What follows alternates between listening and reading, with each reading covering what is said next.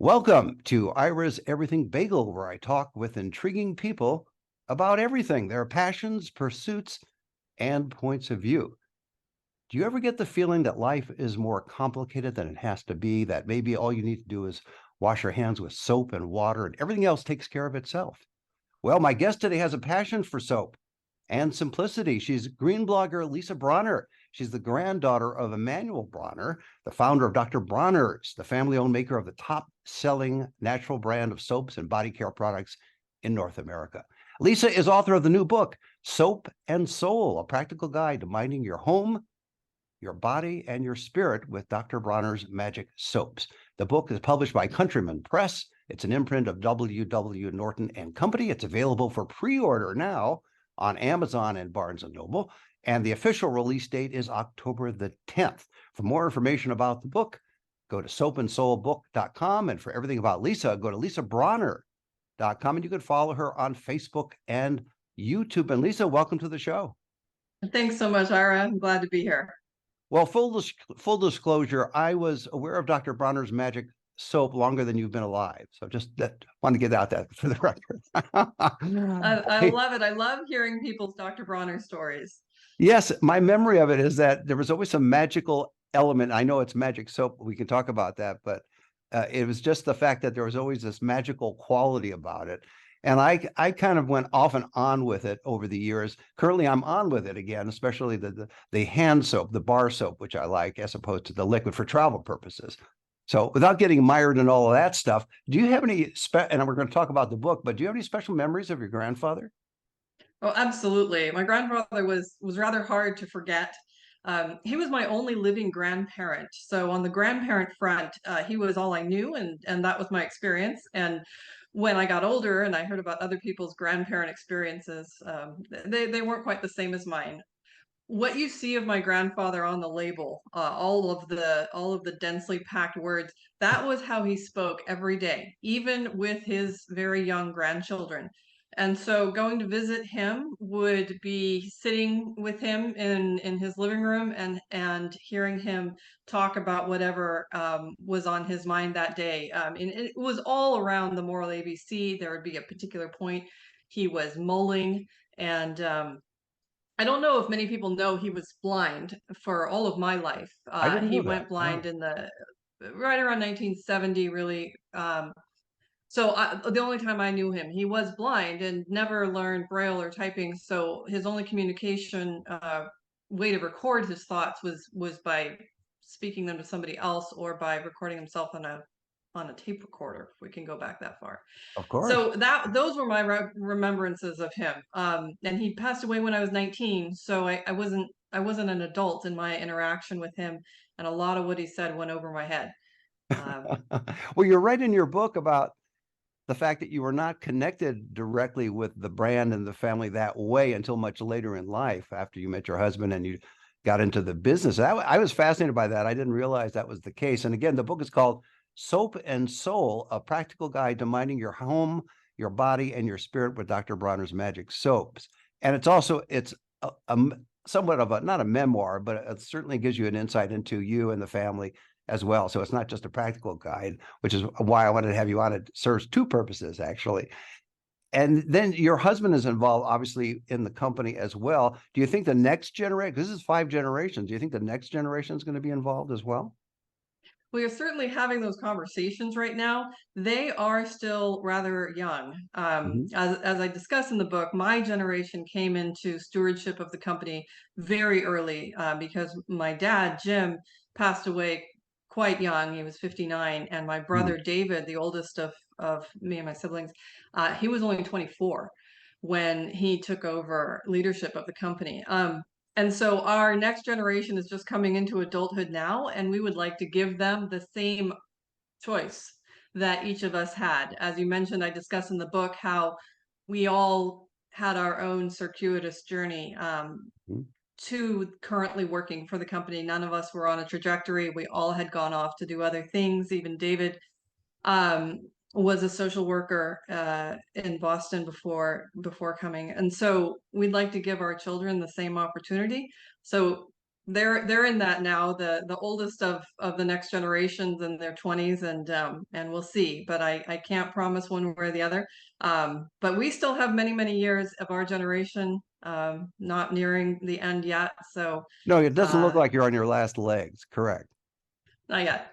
I just thought of a tacky joke, which was when you mentioned that your grandfather became blind. I was going to ask, was it because he got soap in his eyes? But that was a, I know that was terrible, but I just thought of it. No, no worries about that. Yeah, no, that wasn't it. I mean, we can go down the road of the theories there, but we don't entirely know why he went blind. We have ideas, and he had theories about it, but You started a blog quite a few years ago, and then we're going to get into the book, but you really put an emphasis on going green, and that's always a loaded term, but your products are right aligned with that whole concept of green before green was green.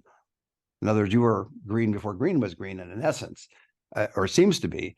So you started to write this book about how to use the various Dr. Bronner products in elements or areas of the house. So the bath and bedroom, the cleaning cabinet, the laundry room, the kitchen, the office, the backyard, the family room. So you have all these broken down. And I like the concept of the structure of the book. So you go room by room. You don't just start off with, well, here's this product and you can use it here and here and here. And here's another product and you can use it here and here and here. It's really geographically targeted. yeah, I struggled with how to organize it, the book, especially because the same product does end up coming up in every room. The pure Castile soap and the Salsed's biodegradable cleaner, and so I struggled with, do I start with the products or do I start with something else? And ultimately, I decided to go with my day and my life. I just figured I would take it down to, my own story, my own journey, and my moving through my own house, and hope that aligns with how other people move through their days and their spaces. Yeah, personalizes it in a sense so people can relate to it. Well, that's what I was going for. I mean, even I have read many green cleaning books. I've used them. I've learned from them. And in a sense, one of the reasons why I didn't write this book earlier was because I didn't know how to make it different. Mhm. Not just a recipe book for house cleaning and body care. So it took me a long time to figure that out, and also to be willing to go down the road, which I ended up going down, which was being pretty open, I feel, about my own story and the fact that it's got its messes and its waywardness and sometimes and learnings. And so it took me a while to be willing to be so open about all that. You But I make a figured that's what sets. I hope that's what sets the book apart, and helps people read through it, not just get bogged down in house cleaning recipes. you make the point that if you were to step into your house, it's not necessarily going to be clean because things get dirty quickly. So let's say you clean the house and then I come over 10 minutes later, there may be a dust bunny somewhere there. You're not going to worry about it because that's just the way it is. So you make the point that your house is lived in, not just sparkling clean, which I think is important for people to understand in living a daily life and existence, that you can't constantly be trying to be perfect. You have to kind of do what you can and then everything else flows from that. Right, exactly. Because, I mean, what is our main goal? My main goal is not to have a clean house. My goal is for my house to support the life I want to live, which is mostly about the relationships I have, the people in it, the dreams and ambitions that I have. And um, so I want to, manage my spaces in a way that's conducive and contributing to all of that, but isn't an end in Mhm. itself. Um, at the moment, I have 5 animals in my house. I usually only have 4, but I have my brother's dog at the moment. And my kids are older, so they're not as much of mess makers, but we still do a pretty good job of of creating the messes. And from what I've seen, I think that's the norm, and I hope people understand that. I'm right in there. I don't have it all figured out, but we're just taking it as it comes. Yeah, it's not like the 1950s where you had that sparkling clean house and the housewife was standing there with the duster and the vacuum cleaner and Yeah, the working pearls and the 24/7. heels. Yeah, exactly. The dress and the heels and all that. There's Yeah, something you said in the that's book, fun. I'll quote it. It was in that moment that I learned to relinquish the ideal in exchange for the possible, to focus on what I could do instead of what I couldn't. Value progress, not perfection. End quote. And I think that makes a lot of sense. And again, it's part of what your philosophy is in terms of simplicity, which I alluded to in the beginning. You do what you can, you keep things simple, because if you start making things more complicated than they have to be, the stress comes in. You're not living a life, you're just constantly putting out fires and cleaning up dust bunnies, as I mentioned earlier. So Absolutely. I mean, I was absolutely paralyzed for a time because I was so frustrated with what I perceived I should be doing and that I wasn't able to do because, I had kids, I had other things going on. But then I wasn't doing anything and things were getting even worse. And so it was finally being willing to step into the process, realizing that I was not likely to get to this end, this perfection, because life goes on, and I had to be comfortable with that. But it took me a while, and every so once in a while, I still find myself, falling into the frustration of I want to do that and I can't. Instead of just focusing on what I can do and what the next step is that I can take. yeah, I want to quote again from your book. You say, I don't want you to notice clean. If you're going to your house, I don't want you to notice clean. I want you to notice that life is ready to happen here. That is the whole purpose of cleaning. It's not an end in itself. And to be honest, if it's been more than an hour since a vacuuming, as I mentioned earlier, there's probably a clump of cat hair visible. This isn't a fuzzy house. It looks like people live here with all our quirks and druthers. And end quote. So I think that's very realistic in addition to being a way to simplify your life. And you approach in the book that way throughout the chapters in terms of cleaning. And circling back to Dr. Bronner and the initial soap, and I mentioned my bar soap, but there's also obviously the Castile soap. And the question I never asked for decades, but I'll ask since I've got the expert on is, what is Castile soap? I don't know what it is. Absolutely. Absolutely. So Castile soap originated in the Castilian region of Spain. It's one of the vegetable-based soaps that was made. Soap, I love soap because it's such a long history. It's one of the earliest chemical reactions that man learned how to make because, in its essence, it's a reaction between fat and an alkali. And two sources of fat and alkali are cooking fats. So think tallow Mhm. or lanolin from sheep, and an alkali is ash from fire. That's, sometimes we even call it potash, and that's potassium hydroxide. Now, it would make a rather murky soap to take fireplace ash and fat from your cooking, but it can be done. So for years, for millennia, that was the soap that people knew how to make and found that it cleaned things. Um, Olive oil based or vegetable oil based soaps didn't come until later. Aleppo actually saw an earlier industry of vegetable based soaps, but then the knowledge traveled to Spain and the Castilian region, which is full of olive trees. They started making an olive oil based soap that they now call Castile soap. Now, nowadays, Castile soap, you'll find that word bandied about. It's not a protected word. It's not a regulated word. So what I tell you it means may not be what it means in every situation, Mhm. but it should be a vegetable based soap that incorporates olive oil. It might also have other vegetable oils. It should not have detergents in it, in my opinion. Um, and it can be made either in a bar or a liquid. Both the bar and liquid that you've mentioned are Castile soaps. They have the same oil blend, which is olive, coconut, palm or palm kernel, hemp, and jojoba. So the difference between the bar and the liquid is the hydroxide that saponifies them. The bar soap is saponified with sodium hydroxide, and the liquid soap is saponified with potassium hydroxide. And so that's the short and sweet on on the history of Castile soap and how it's evolved over the years. When Your business expanded, the company expanded because you talk in the book again about how you're expanding markets. You have a factory that's in Vista, California. Do you have to, when you increase production, do you have to keep buying more land or have additional factories, or is it all handled within that same complex?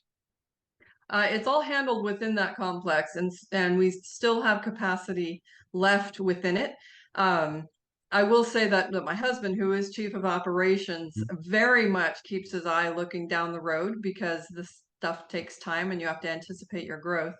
Um, so just at the beginning of this year, I had the fun of seeing them remove the roof in Vista and crane in a 7,000 gallon soap reactor. Our current reactor is 3,000 gallons, so that's going to increase our capacity a good bit.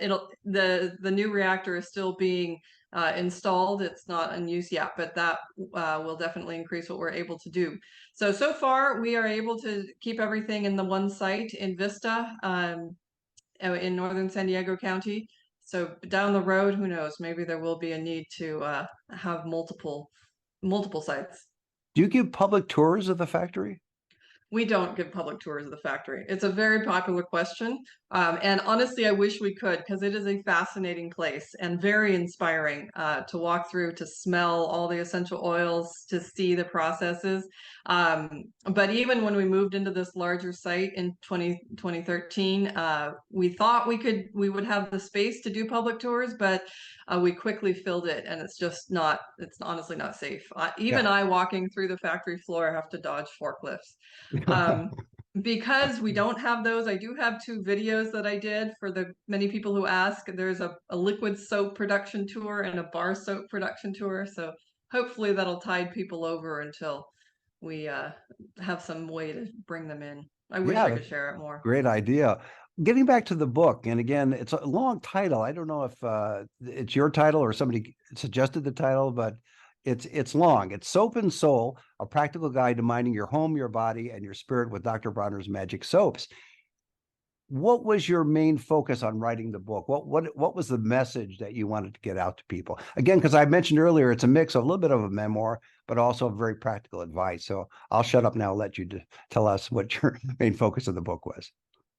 I wanted to give people a comprehensive view, a holistic view of care, of self-care, house care, body care, and to see how it all fits together. That it's not just about going out and making a all-purpose cleaning spray.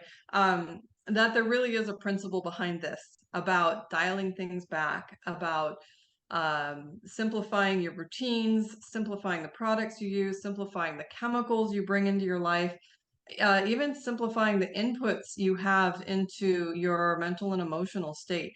I think they're all tied together, which is what I was trying to get at with the title Soap and Soul. Um, that there is this interweaving between our internal and our external, and sometimes when our internal is really bogged down, we see manifestations of it externally. Sometimes our external environment, if it's really hectic, can weigh down on our spirit as well. So when we care for one, we're caring for the other. And it's something my grandfather talked about a good bit too, that which is why you find philosophy on a bottle of soap, that it's all tied together. Densely worded on that bottle. I know, I know. As I get older, I keep thinking, no wonder he was blind. That's, I don't think, why he went blind, but yes, I know. I use magnifying glasses these days just to read, even with my glasses on. So it's just, yeah, the print gets smaller and smaller and hazier and hazier. So it's kind really of does. odd. Are you surprised at the appeal and popularity of the variety of soap products that the company produces, or you just accept it? Well, no, I mean it is a bit of a surprise in the sense of it's soap. It's a very simple soap that has the technology has been around, as I said, for millennia. Um, I guess what's special about it is that we haven't tried to new and improve anything, that we've held to the ideal, to the principles that my grandfather started with. he was so far ahead of his time. I mean, he started making the soap in the United States in 1948, but his family had been making soap in Germany since 1858. So we're celebrating our 75th anniversary as Dr. Bronner's, the company. When he started in the 40s and the 50s, like nobody got him. He was talking return to nature. He was talking, no synthetics, essential oils, and the push in the culture was better living through chemistry. That was a Dow tagline. DuPont, Monsanto, they're all coming into their own during this time, and the idea was that nature and Mother Nature was untrustworthy, unreliable, and that synthesizing things in labs was more the way of the future. And so my grandfather's message of return to nature and stick close to your plant sources, it didn't have any resonance in the 40s and 50s. Now, when the 60s hit and the tide started to change and there was a return to nature, then they discovered my grandfather and realized that wait, he's been saying this all along. Mhm. His message of peace that he has on the bottle as well also really resonated with the 60s. So bringing that into our modern time, finally, this is becoming mainstream. My brother David, starting in 1998, he began certifying our ingredients organic before there was an organic standard for body care. He was certifying under the food standard. And the USDA did not like this. They actually sued.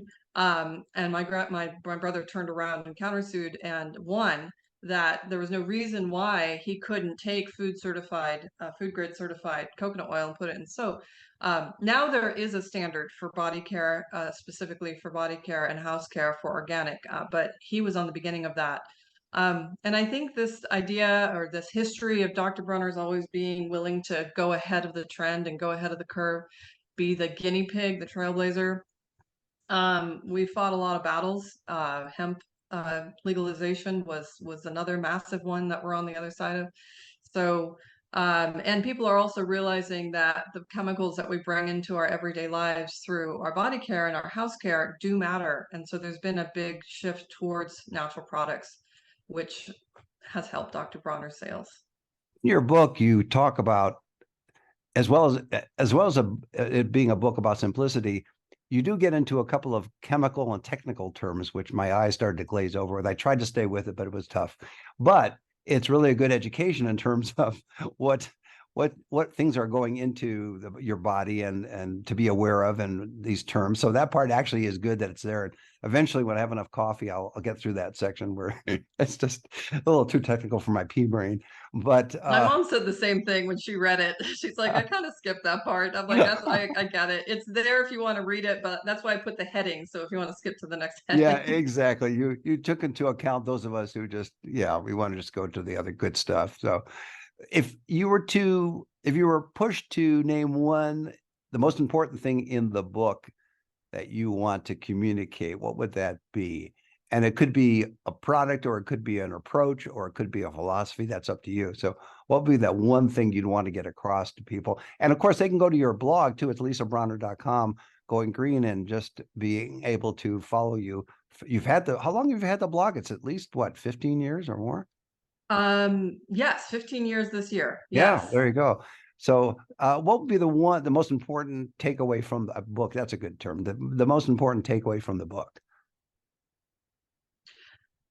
The simplifying message is key. And I know that word is used a lot, but I do think that simplifying and taking a step back from our routines and our products is where it's at.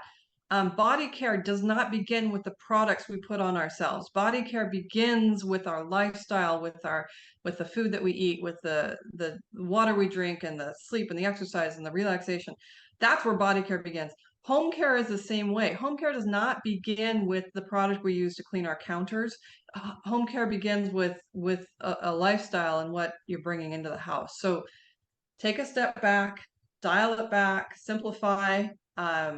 The answer isn't really found in the next product or making sure you buy the right thing. It's a more holistic approach.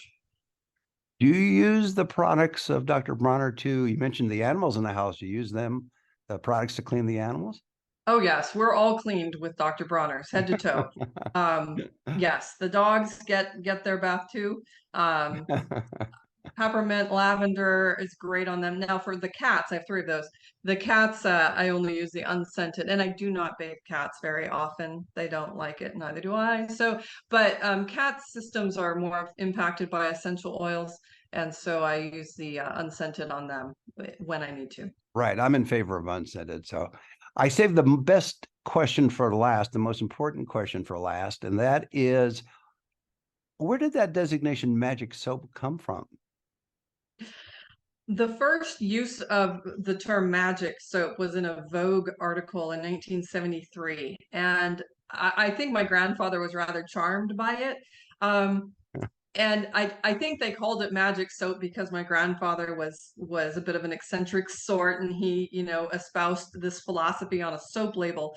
But we've stuck with it, partially because it's well, it's fun and it's our Mhm. legacy, but also because there is a certain magic in the simplicity, and there's a magic in the you know, closeness, how closely we're allied to nature, and you know, there's nothing hidden, there's nothing secretive. It's just the magic of everything working together. So I think you would get a different answer if you asked my brothers or others of us, but that's where I embrace the magic. Well, that's a great way to leave it. My guest has been Lisa Bronner. She's author of the new book, Soap and Soul, a practical guide to minding your home, your body, and your spirit with Dr. Bronner's Magic Soaps. The book is published by Countryman Press. It's an imprint of W.W. Norton and Company, and it's available for pre-order now on Amazon and Barnes & Noble with the official release date of October the 10th. For more information about the book, go to soapandsoul.com. And for everything about Lisa, go to lisabronner.com, and you can follow her on Facebook and YouTube. And Lisa, thanks for being on the show. Thanks so much for having me, Ira. Enjoyed it. Appreciate it. And join us every Thursday for a new schmear on Ira's Everything Bagel.